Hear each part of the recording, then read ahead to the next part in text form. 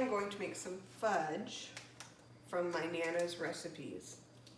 This is a book of her recipes that I made on Shutterfly. These are all her writings. I don't know if you can see it. But then I translated it underneath because it was hard to translate. And so I'm going to attempt to make it. You can come on over here. So the first thing we do is mix these dry ingredients, and then we'll go to the stove.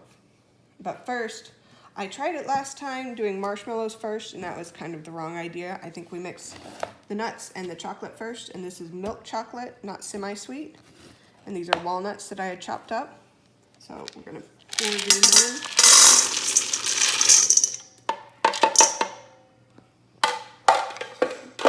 And you can see they're kind of already mixed up, but it's good to give them another quick stir so that they're mixed up already before you add in the marshmallow fluff. So here we go. It's not a big thing of marshmallow fluff, but I think it's all that it calls for because it doesn't give an amount of marshmallow fluff. It just says put a container of marshmallow fluff in. It's got all this plastic on it.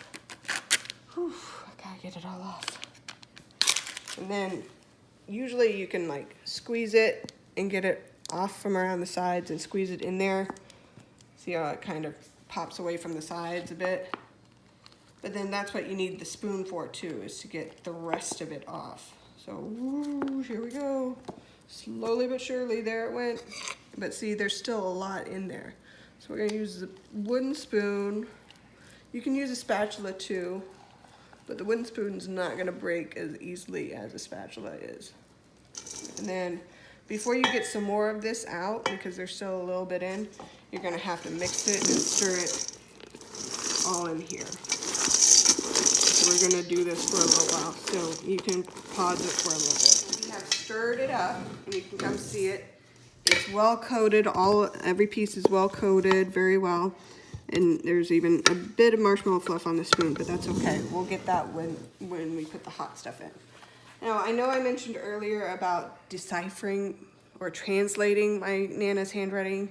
It's not that it's not in English. It's just that it's got like water splotches all over it and things like that. And it's in her cursive writing, which is not hard to read. Cursive and calligraphy kind of mix.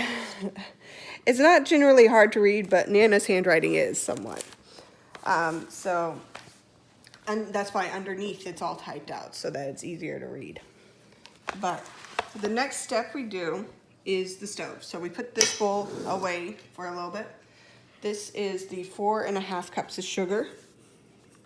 Some of it needs to be broken up, but that's okay. We'll get to that. Granulated sugar. Yep.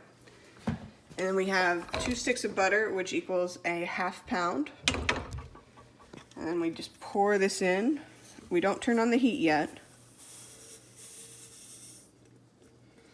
And then we're going to add some evaporated milk.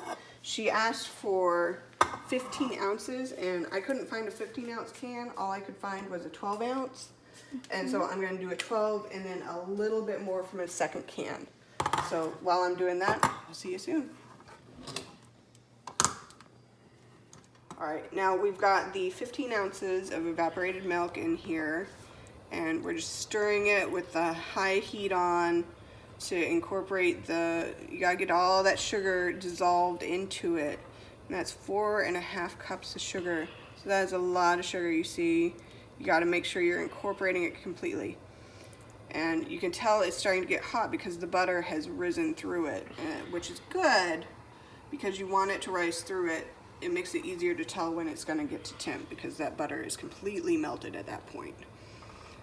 But yeah, so we're just gonna stir it, stir it, stir it, stir it, stir it, stir it until the sugar is completely dissolved in that milk and that butter is completely melted. And then you kind of let it sit and boil for 9 minutes, and we will see when that starts happening. All right, so the butter has completely melted. The sugar is completely dissolved in the evaporated milk and butter mixture. And as you can see, it's starting to boil around the edges. We want a rapid boil. So we're just gonna put this away for a little bit and let it do its thing. The big thing is you have to watch it because it will rise over the edges if you don't turn down the heat once it reaches a rapid boil. So we gotta watch it carefully. So we'll watch it and you guys watch yours. We'll see you soon. And it's doing what we said. This is a rapid boil, but I've turned it down. You can see it's still, this is okay boil.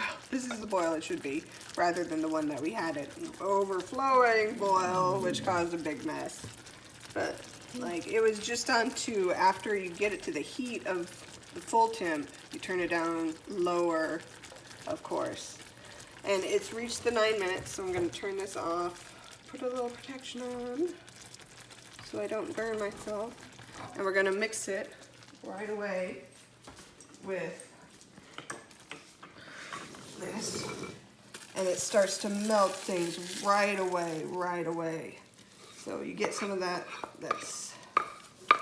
get all of that in there, and then you gotta work quickly and just start stirring. And I'm gonna have my helper add the half a teaspoon of, but you can see, of vanilla, but you can see that it's already melting the chocolate and everything like that, and we need to get it completely working, so I'm gonna have her stop recording. Added the half a teaspoon, maybe a little bit more of vanilla, but we're just making sure we stir it so we have those chocolate chips melted completely. It's hard to tell because the walnuts are in there and they're so chunky, but I like chunky walnuts. They're good in fudge. They break up the flavor a little bit. They add a texture to it, which is nice. So we're just making sure everything, this bowl is really hot because of everything. You just gotta be aware of what you're working with. But it looks like it's completely mixed in. So now we're gonna quickly work. This is a greased pan. We're gonna just pour this fudge right in there.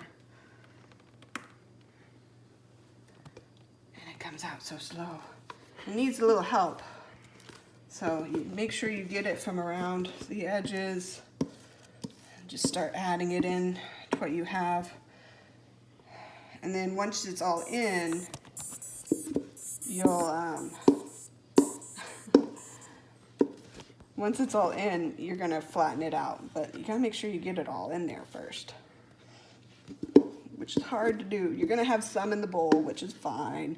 It just means you can lick the spoon later. But you gotta work fast still because it's so hot. You want to spread it around in a greased pan. You can see it's dripping out the side. But one way to do it is you can lift it and kind of move it around like that. But you just spread it out. And then you let it sit for a while. And that's how you do the fudge. And Erin is enjoying the spoon or the bowl. But make sure you get it all the way, and it's just gonna sit, it's gonna cool.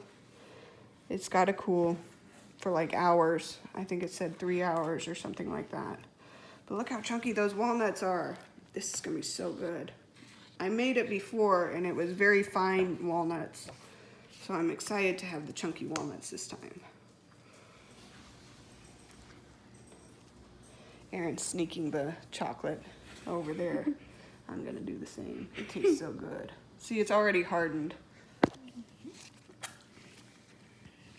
But you gotta just make sure it's greased and you're doing what you need to. Don't play with it too much like I am. And we set it aside. And that's it. Thank you for watching. Bye.